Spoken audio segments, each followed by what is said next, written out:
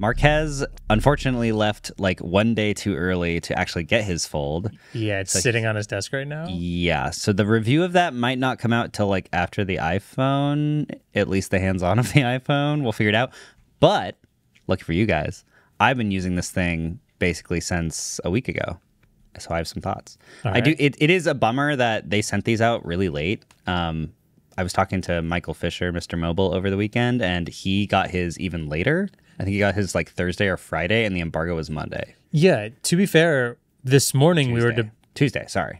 Oh, people are getting it yesterday? The embargo was Tuesday because Monday was a holiday. Because this morning, Adam and I, before you got in, were like, can we talk about this on the pod? Yeah. Let's see if there's where's the embargo? And looked, and there's like a Tom's Guide video and like one other channel and like maybe a Verge review. There's not a lot of content. There's not a lot of content about it because, and Google always does this. Google is the worst with this. They generally make embargoes on Mondays and give you the product on Friday. So you basically have to like rush a review over a weekend, which sucks. This time they gave us the devices on Wednesday or Thursday and made the embargo on Tuesday, the day after a holiday weekend. Yeah. Which is like, guys, please. People have lives. Yeah, so I've had it for a while. It is, in my opinion, one of the best foldable phones out right now. It's kind of like a OnePlus Open, but Google and pixely, which is really awesome. The interior screen has been significantly improved. It's very good. It's very, very thin. The battery life has been really good. It looks very thin. Yeah, it's really thin. The battery life is really good. The one thing I've been not that happy about is the cameras. They definitely have a way too much contrast, even like quite a bit worse than the Pixel 9 Pro and the Pixel 9. Can I see something? Yeah. You have a 2-hour timer running right now? Yes. Oh, okay. Yeah, my car's charging. Oh, charging. Okay. Yeah. Sorry. I was like, is that just running randomly? No. Okay. No. But I used it throughout the entire time at Glacier. It was very useful to have like split apps open. The kind of cool thing about the aspect ratio is it's effectively the exact same aspect ratio as two phones next to each other. Okay. So when you use it in multi-app mode, it can be really useful if you find that useful. If you're like, I want to watch a YouTube video and use Telegram at the same time, then, then that's useful. I still would really like to see a foldable that folds out into a like 16:9 or 21:9 aspect ratio, which I guess the Flip does. Yeah. But then you have to like use the square aspect ratio on the front instead. Very hard. It's kind of hard to find really super useful use cases of the interior screen because watching videos chops off like, half of the screen is just not being used. Yeah. So, but for this format of foldable, I think it's my favorite one that I've used so far, mostly because it has all the Pixel software.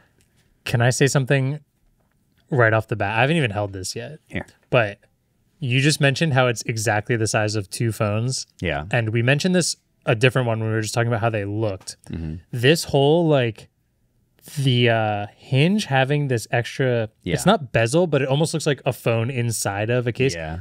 This reminds me so much of the LG Velvet case that just added another screen or to the it. V60. Yeah. Yeah, I don't like that. I think that looks terrible. It looks weird. It looks like two phones are slotted into a hinge. It does look like that. And I think that is kind of strange. It is strange, but I've been dealing with it. But yeah, I mean, it is really thin. Overall, this feels really nice. Quite good. I really wish that they would add some of the features that the OnePlus Open has, like being able to sort of put apps outside of the main screen and then slide them in whenever you want to and stuff like that.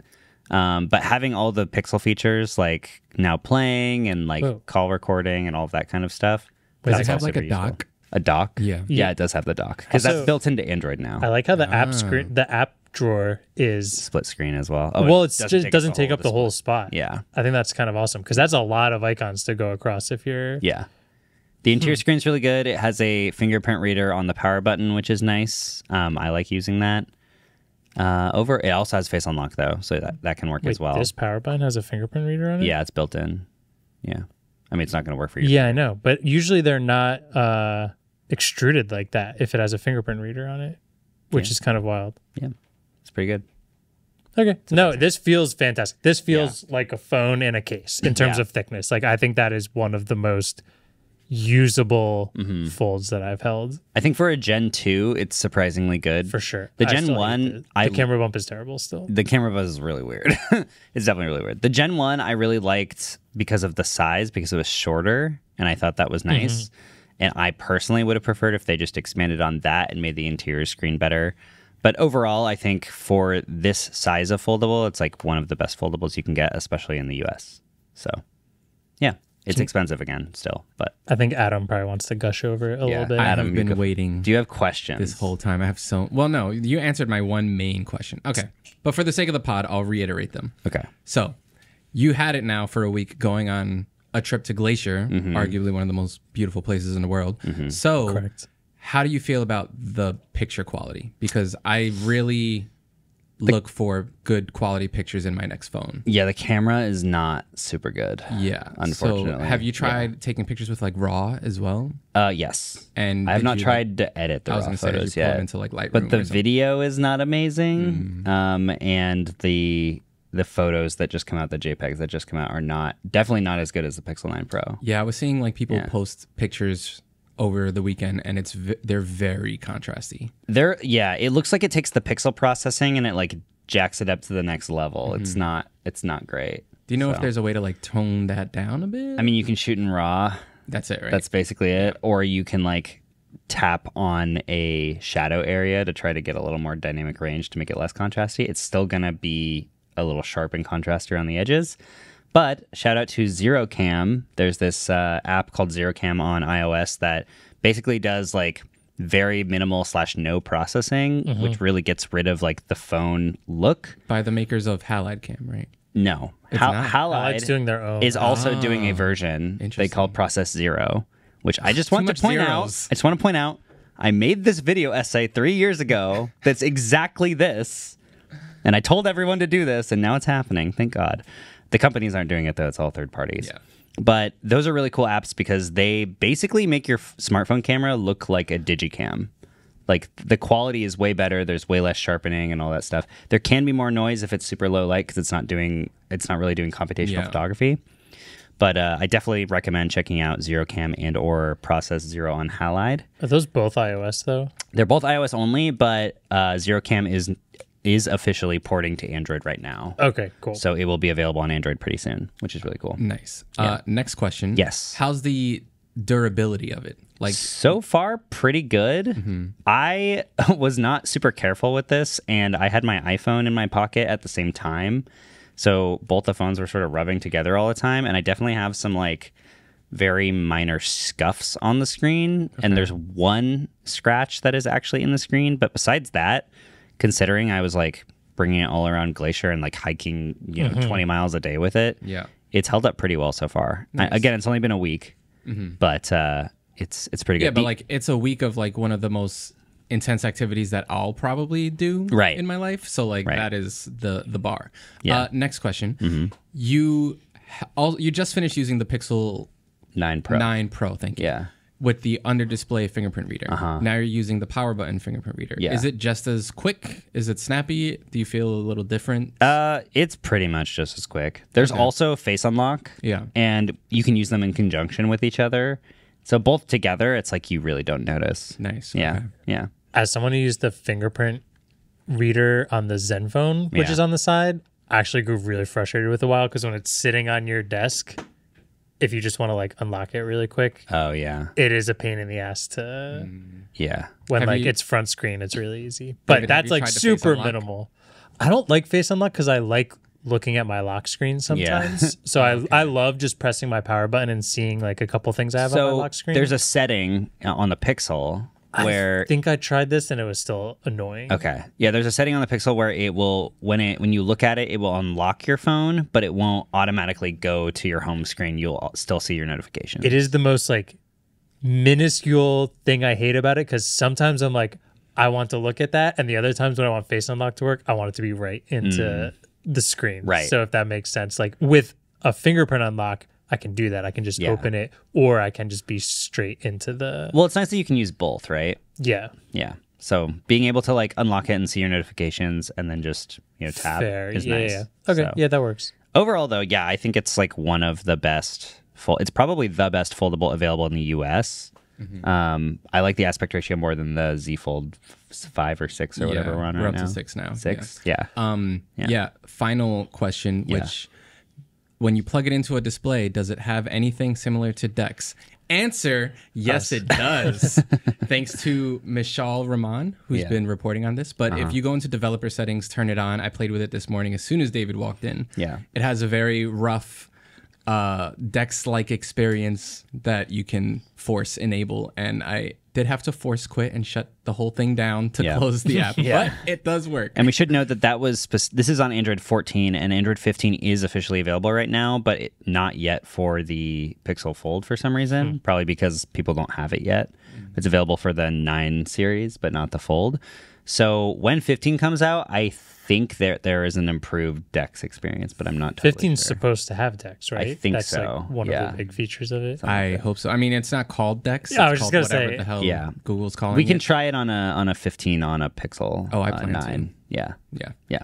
All right. Thank you for answering my questions. Yeah. So Adam is definitely going to buy this thing. 100%. Yeah. I think a lot of people were pretty happy with it. So it has, I will say the wireless charging cable is in a weird spot. You can't, it's not like direct center. I've had to like move it down. So I think the cable is a little bit lower, and my car has been having trouble charging the phone. This is why So I can't wait for Qi 2 and why MagSafe I still think is one of the best features that's been made for a smartphone in years. It is a bummer that this does not have Qi 2, and there's only like 1 or 2 phones out right now that have it. So it's like a Motorola phone that no one's going to buy, and some other phone that no one's I gonna do buy. like that cases are starting to throw magnets in it, because like this D-brand case I have has the magnet inside of it, and Channel then I just sponsor. always know channel sponsor, even though they're not telling me to. But like, it's one of the reasons why I picked this phone and stopped using my Zen phone, because I hated the like and there was sticker no on the back. MagSafe case for it. No MagSafe case for that. I bought like an adhesive magnet to put it on, but then I just didn't have it. Anyways, MagSafe is incredible. Yeah. I can't wait for Qi 2 on literally every single phone. They sent me a case with this, but it's like one of those silicone ones. Folding It's just weird. And cases folding are always cases are weird because they're weird, two-piece, and they usually have adhesives on them and stuff, and it's just very strange. I'm curious to see what Marques thinks after using it for a week, because he was saying this might convince him to like switch to a foldable. Really? Yeah. I mean, there are things about it that I'm like, I kind of would prefer the regular Pixel 9 4. Like, it does feel kind of weird to have like a 2-piece phone in your pocket all the time, but it's thin enough that it's not like the bulkiness is not the problem. So, yeah. It's funny because like if you're used to a case, it's probably the size of a phone in a case. But if you're used to a case, you're probably gonna want to put a case on it, and now it's gonna be a phone in a case with a case. And I will say it was really nice on the plane on the way back, because I was either able to put it in like tent mode to watch a YouTube video, like do this, or you could do this. Yeah. Which is really awesome. So you can't even see that on camera. But basically different forms of tent mode, which is nice. Oh, and then also you can have like a giant viewfinder when you're you can basically be that iPad guy, you know, but with your foldable phone. Hell with the yeah. giant viewfinder. So I just also want to yell really quickly at Google for making the porcelain one, the white one, which is the objectively better color, the Google Store only exclusive. Available from Google. Yeah. So annoying. Sounds like they marketed that perfectly. Yeah. Especially It's since gonna work. Yeah. Yeah, especially since they've been opening all these Google stores. But yeah, that's basically the Pixel Fold.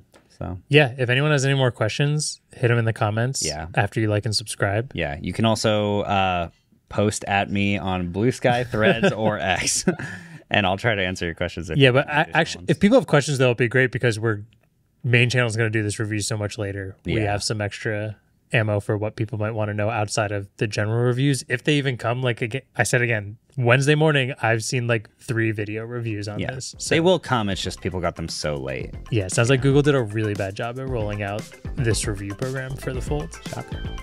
Yeah, big shocker. Thanks for watching this clip. Ellis has something to say.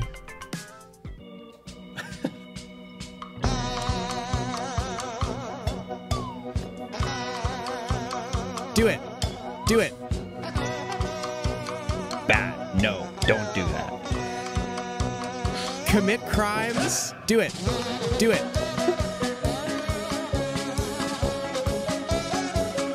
There are laws. Oh, yeah. Like and subscribe. Marques is going to fire all of us.